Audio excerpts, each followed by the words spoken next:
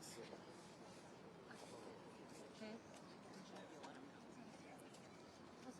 Are we ready? Ready. Good afternoon, everybody. My name is Kash Patel, FBI Director. We're here to brief you on the tragic events that happened today at approximately 2:15 local time in Washington, D.C., where two of our brave members of the National Guard and the Department of War were brazenly attacked in a horrendous act of violence. They were shot. They're in critical condition.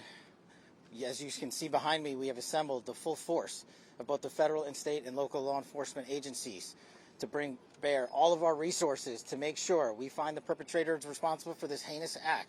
And make no mistake, they will be brought to justice. Since this is an assault on a federal law enforcement officer, this will be treated at the federal level as an assault on a federal law enforcement officer. The FBI will lead out on that mission with our interagency partners, to include the Department of Homeland Security, Secret Service, ATF, DEA, and we're thankful for the mayor's assistance in this matter, the Metropolitan Police Department and their skills in investigating homicides and gun shootings in this city is exceptional. We will work together collaboratively because this is a matter of national security, because this is a matter of pride. President Trump has been informed. We've been in contact with the White House.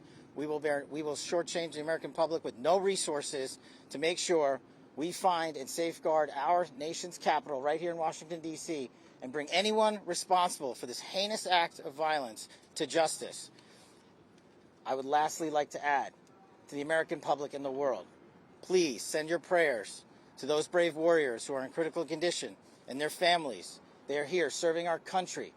They are here protecting everyday Americans and citizens around the world in our nation's capital.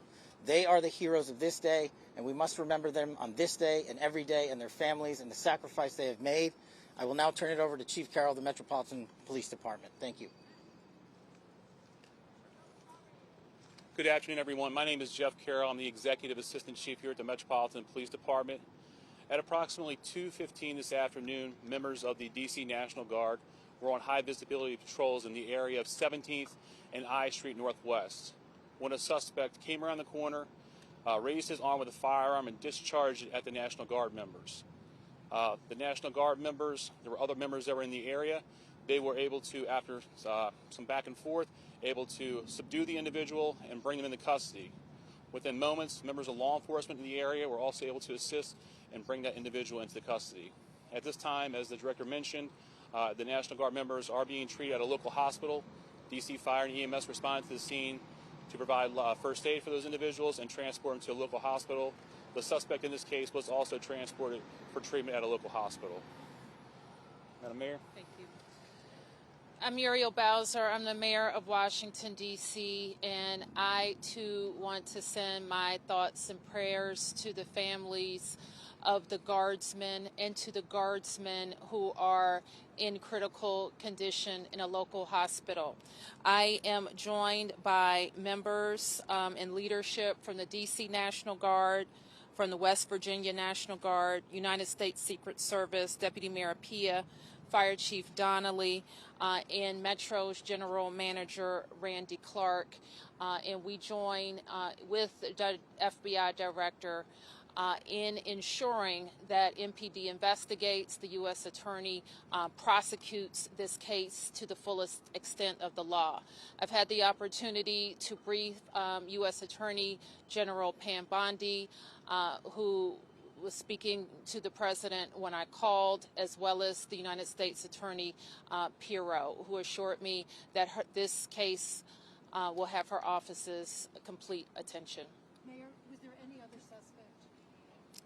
Chief? Sure. So no, at this time, there's no indication that there was any other suspect. The one suspect that was involved in this incident, they were shot during the interaction, and they were transported to the hospital for treatment. Mayor, does this validate the need for the National Guard here in D.C.? What we know, Andrea, is that this is a targeted shooting. One individual who appeared to target these guardsmen, that individual has been taken into custody.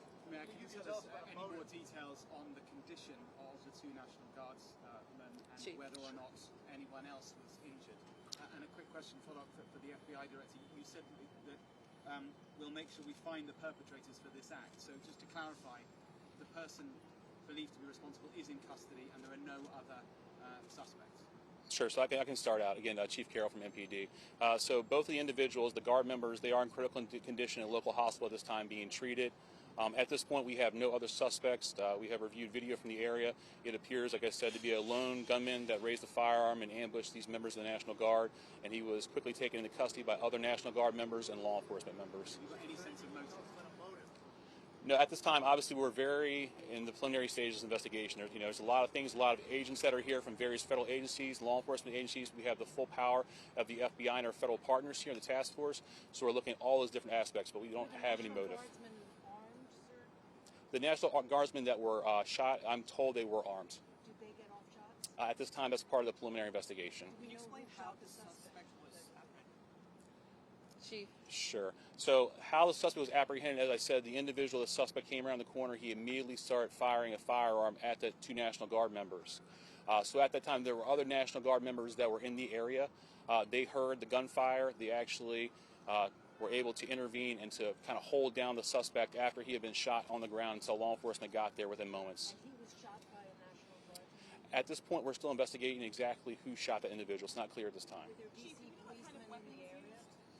We don't know what kind of weapon. There was DC police. It happened right in front of the Metro, although there is no indication that the perpetrator was on the Metro. So there's Metro Transit Police in the area, and obviously being on 17th Street by the White House, Uniformed Division of Secret Service were in the immediate area as well. What kind of weapon the alleged perpetrator used? We do not know at this time. It's still under Thank you, investigation. Andrea.